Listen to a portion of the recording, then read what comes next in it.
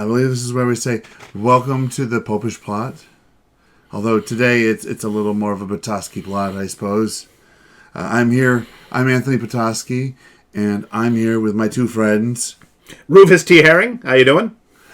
And Marie Therese Marie. Hey, that's the loudest you've ever spoken. Well done. I've been watching trad content on YouTube. What a bunch of jerks. Yes, that's very good of them. But I think today you were doing pilgrimages. Yes, we were. For the eve of All Saints' Day.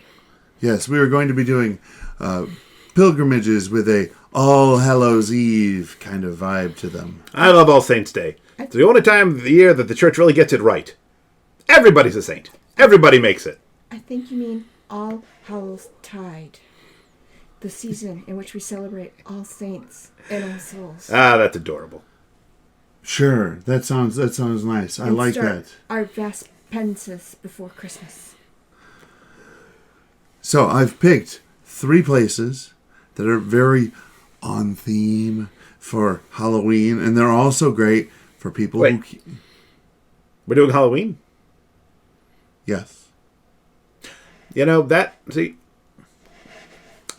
I had thought, Anthony, that you had just finally decided to be who you are. Only now do I recognize that you're dressed up as Princess Leia. Correct. You're not just expressing who you really are inside.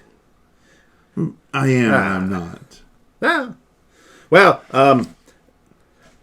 I don't support the commercialization of Halloween. I'm all for whatever ghoulish nonsense you want to get up to, but just the fact that there's costumes and it's all just big candy. If you want, though, I mean, it did bring an eye patch. I could be a pirate. That'd be fine. Yeah. It's up to you. We don't force people to wear costumes. No. I wanna participate. Okay. Yeah, look, I'm a pirate. Very much more on theme. That is a good thing because it's important before All Saints' Day to dress as the things that scare you the most to prove that they're not scary. So what are you dressed as? I am dressed as someone at Oktoberfest during the era before people knew that it was horribly sinful to show this much skin and to wear colors besides blue and white. I'm wearing red, like I'm in some scarlet letter thing, and you can see my elbows. This is probably the most I've ever seen of you. Showing a lot of flesh there, M.T.M. Plus, as we've already discussed during Lent, I can't have gluten, so beer is very scary. Okay. So, as I was saying, I've picked 3 pilgrimages this time. One for each member of the Trinity. Sure, yeah. They're very. She's a good kid. They're very on theme for Halloween, and they're also great for people who are not able to travel all around the world. First, have you ever wondered what the Pripyat amusement park would look like if 30 years after Chernobyl had melted down, somebody had gone back in and reopened it? I imagine it would glow green. But it was also based on the Bible and places in the Bible. Well, sounds like a perfect nightmare. Yes, it's very scary. It's a place called Holy Land, USA. Because America is the true Holy Land? We're not Mormons. Located Of course not. Located just about 30 miles southwest of Hartford, Connecticut, Okay, Connecticut's a solid state. lies an amusement park that was started in 1955. The perfect year when everything was exactly as it should be. And it has everything. Except for Trent already happened. It has a chapel, it has Stations of the Cross, it has catacombs, it has a 60-foot... Catacombs? Catacomb-ish. I mean, besides the fact that these are all innovations, I'm liking it. Yes. It was not built on old catacombs, so they had to kind of make... Well, hey, at some point in time, everybody had to make catacombs. It has a Garden of Eden. Ooh. And it has a 65-foot LED cross that changes color based on the liturgical color for the day. That would be very helpful. I have to keep reading the little book and then remembering what each thing means from Latin to English. Opened in 1955. It operated until 1984, when it had been closed down so that the owner could do some significant renovations. I have a question, though. Mm-hmm. Mary, you gotta weigh things here. Uh-huh. So, you say that the cross with the liturgical colors would be very helpful. Yes. But aren't LED lights a little too cutting edge? But that's technology and not religion. Fair enough. She's at least consistent. In 1984, as I was saying, the owner closed the park down so he could do some massive renovations of it. Unfortunately, 2 years later, he went on to his eternal reward and was no longer able to renovate it, if you will. So the park languished for 30 years, returning back to the wild almost. When some people got together and said this was a great place, it shouldn't be all run down like this. We need to fix it up, and they got the money together and they reopened the park in 2014. Okay, but did they do it by pretending that they were some sort of ghost until a group of kids and a talking dog that doesn't actually talk went and determined that it was Old Man Jenkins, the land developer? Meddling all kids. along? No, I don't believe so. Okay, because it's an old abandoned amusement park. It does sound like it should have. It's essentially begging for meddling kids. Mm-hmm. So after it reopened in 2014, a mass in honor of the local blessed Father Michael McGivney, who's also the patron of the Knights of Columbus, was said there to commemorate the reopening of the park. They could have fed the poor, but sure, let's reopen the Holy Land. Next, do you like the story of Dracula, but are disappointed that so many vampire stories are in the old world? I mean, it did have a cowboy. It did have a cowboy. There's a prominent American character. If so... And it did show how if you misuse the Eucharist, you will get a giant burn on your forehead. Yes and no, because at other times they're just grinding it up and using it like as a paste. Bram Stoker's Eucharistic theology leaves something to be desired. But if they grind it up to the point that it's no longer noticeable as bread, it's no longer communion. So they're only sitting in the grinding. But then, how is it still effective against the vampire? Vampires are also gluten intolerant. Perhaps they are. So if you like vampire stories, but are disappointed that so many of them take place in the old world... I mean, that is their selling feature. They're old. Perhaps the Old Ursuline Convent and Museum in New Orleans is a place for you to visit. If there is a city in America that is most like the old world, it's New Orleans. It has everything. It was authorized by King Louis XV of France. It's a registered it's a registered national historic landmark. The Ursuline, it was the home of the Ursuline nuns, the casket girls from France. The what? I have a question. I'm working on my land so that I can understand the church stuff. Yes. They had bear nuns? Yes, bear nuns. I don't know if the nuns were actually bears. I think they just were named that. I don't know, Mary. Latin seems a little innovative. But yes, casket girls. Could I perhaps prevail upon you to expand? So, in the early to mid 1700s, Louisiana was a relatively new and growing what's the word? Colony of the French nation. Literally settler colonialists. Yep. Yeah. And well, the governor of Louisiana felt that he'd be able to get more population growth out of it if they had a better ratio of men to women.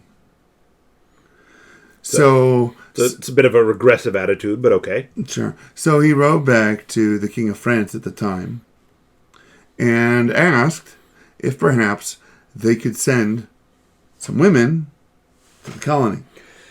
That's what people are always doing, just treating women as property. There was some precedence for this in that it had been done earlier on in the colony of Quebec, and it had worked out quite well. However, when it happened this time, rather than going out and finding people who, shall we say, were beneficial members of society, the king went and sought out people from poorhouses and prisons and orphanages and sent those folks. When you have an exploitative system, don't be surprised when it's exploitative. Yeah. But that saved them from, in a couple of Louis later, when the revolution happened, because they got to go to Louisiana, an area where everything is still named by parish. Yes, they were now safe. They were now safe from the upcoming terror. Instead, they got to experience the joys of the antebellum South and then the Civil War. Fantastic. That's fair. I mean, anyways, I don't know how long they all lived. As a result, when these young ladies were getting off of the boat, along with these really small cases that they would carry, they were called casquettes, or sometimes cassettes. They were very small. They were smaller than what would be considered to be a reasonable carry-on piece of luggage nowadays. Reasonable. I carry on giant bags, get through every time. That's fair. And they were, but they were carrying they were basically carrying their entire life in these small little cases. Well, you needed a Bible to look at that's pretty because you can't read it, and some prayer beads, a rosary, and then a giant statue of a saint. So besides the statue, they'd have to get the small one. They should be all set. See? She can make it work. So a number of them fell on hard times. They were because of the people who were being exploited fell on hard times. I'm shocked. Because of their standing in the civilization, they were in the culture. They were not able to. Many of them were not able to find a successful match, and so of course, eventually they would turn to the Ursuline nuns, who were just finished. Who in the 1750s were just finishing up building a convent. And we're clear; these are not bears, right? These are not bears. All right. Because then they'd be carving the content. I've seen bears. They can with the tree. So that if they line the trees up, they could just carve in. So they allowed these women to move into the convent. Mm-hmm. They allowed. How generous of them. They let them sleep, or they let them live in the third floor attic of the building. But after a while, it was determined that the two lifestyles just really didn't. They weren't good roommates. They weren't a good roommate match. Roommates. These women had not taken vows, so it's unfair to subject them to that lifestyle. So they were asked to leave the convent. Thrown out on the streets. Many years later, there was a carpenter who had been brought in to repair a leaky roof, and when he went up into the attic, he found these little boxes, these little cases that they had carried their belongings in, these little caskets, and he became convinced, due to there having been some other things that went on around this time, pestilence, death, things like that, that clearly like you said, it has everything. There had been vampires living in the attic. So obviously, of course. So they reached out to the Vatican and they got nails blessed by Pope St. John Paul II. I don't think that actually happened. Maybe it was a different pope. But they got nuns. But they got nails blessed from a pope to seal up the door. I'm saying, I don't think the Pope is a vampire hunter. They need a Van Helsing. But he's the Pope. He wasn't hunting the vampires. He was just blessing the nails that were going to seal the attic shut. Oh, so they're stuck there forever. Yes. And then they'll redehydrate down back to their casket size. Correct. Okay. So now I don't want to go to New Orleans. You just don't want to go into the attic of this nunnery. Okay, so. Which I don't think they'll let you go. Or maybe just let you peek, but yeah. Of course not. It's full of vampires. Yeah. Exactly. So, our third pilgrimage site. Have you ever wanted to go and tour the catacombs of Rome? Yes. Or Paris, or London, or San Gennaro in Naples? If so... I want to see that, the Capuchins, where they got the couple of guys standing up. I'd like to see that. If so, the Franciscan Monastery of the Holy Land in America, in Washington, D.C., has just the thing for you. See, I told you the Holy Land is actually America. I told you, we're not Mormons. Well, no. Just because you called it Holy Land doesn't mean it's the Holy Land. It has everything. I mean, an angel didn't come over here. It's just clearly the book of Revelation is talking about how great America is. It has an official papal blessing, or papal endorsement. Okay, but was it from like one of the real popes or like one of the new ones? Boo! It was very much from a real pope. Okay. It's been around. Sister Sade. Shocker. It has many fake graves. Ooh. The skeleton of a 2nd century boy martyr that was moved from the catacombs of St. Callistus in 1929. It has gardens, an upper and lower church, a chapel, a grotto, a shrine, stations of the cross, 2 hermitages for retreats, tours, replicas of places and things in the Holy Land, and monks. That's good because they have more than enough hermitages. Yes, and I think this time Michael will be happy with my pilgrimage sites because they are spooky, but they are generally all safe. No. There is no pleasing that right-wing rad-trad nut job. So don't even try. You'll never make him happy. He just likes complaining. He does seem to enjoy complaining. But he keeps letting us back in. Yes. He doesn't control the set. That's Nate and Jess. Oh. And Nate and I are good friends. Although I don't get to see him very often anymore. He's always busy with his work. Ships in the night. He never seemed... Although, it's just occurred to me. Yes. It's often discussed. No one ever sees Batman and Bruce Wayne in the same room. Okay. All I'm saying is, I've never seen Nate What's-His-Nuts and Antony of Petoskey together. I'm fairly certain we're not the same person. Wasn't there one time when Alfred was Batman, so they were in the same room? And so was Dick. But it's a trick, you see. Well, I mean, you gotta keep your worth as a Robin. He goes through so many. Well, you know. Billionaires exploiting kids, tale as old as time.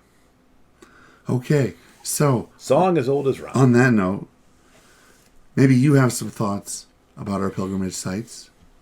Or maybe you have some pilgrimage sites you think that we should review. I do like the fact that you found 2 Holy Lands in this country. That's amazing. Yes. Please go down into and leave comments about them so that Mike and Jess and Nate can go and, I don't know, do whatever it is they do with those things. While you're down there, I think there's a bell and a button and a thumbs up. And Yes. Let's all just pretend that everything is great. Isn't it? My friend, it's a world of sin and woe. So you agree? I feel like everything's evil and bad. I feel like my question had a longer answer than I wanted. So anyways. You're coming around. Until next time, there's a hand thing. Oh, yeah. Live? Live. And then love. Yeah. Share. Yeah, share. Yeah. Yeah, that thing. Yeah. We'll get it one day. Except for, again, I don't like the love and sharing part. Should have more, Is it not chaste enough for you? Loving and sharing. It does seem questionable. She's more with the shake the dust off your feet part. I do like that. Do they always stay around this long? I don't know. I think it's supposed to end with the point. Okay. Maybe this I don't know. I don't watch the show. button thing.